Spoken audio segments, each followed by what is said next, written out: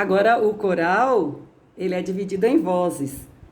Mas, mesmo tendo vozes iguais, ou seja, só vozes femininas ou só vozes masculinas, você tem a divisão de vozes. Por exemplo, num coral que só tenha vozes femininas, a gente pode ter o primeiro e o segundo soprano, um primeiro e um segundo contralto.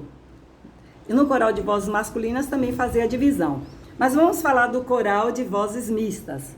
No geral, a gente tem as vozes femininas e as vozes masculinas, divididas assim. Grava aí.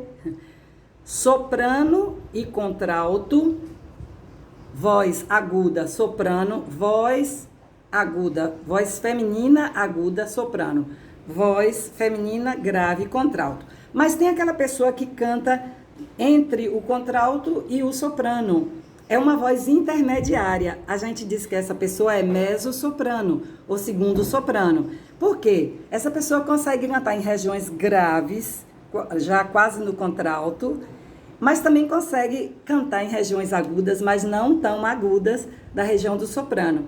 Então, vozes femininas, a gente tem soprano, mezzo-soprano, que é a voz intermediária, e contralto. E nas vozes masculinas, a gente tem o tenor, que é a voz masculina aguda, e o baixo, que é a voz masculina grave.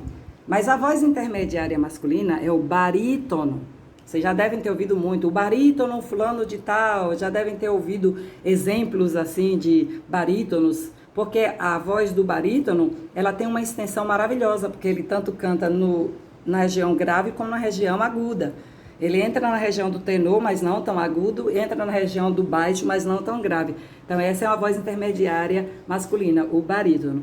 Então no coral a gente tem essas vozes, e um coral misto é assim, formado por vozes femininas, soprano, contralto, mezzo-soprano, e por vozes masculinas, tenor, baixo e barítono. Então, essas são as vozes do coral misto. E só uma coisa para terminar esse vídeo, que é o seguinte, qual a diferença da voz aguda para a voz grave?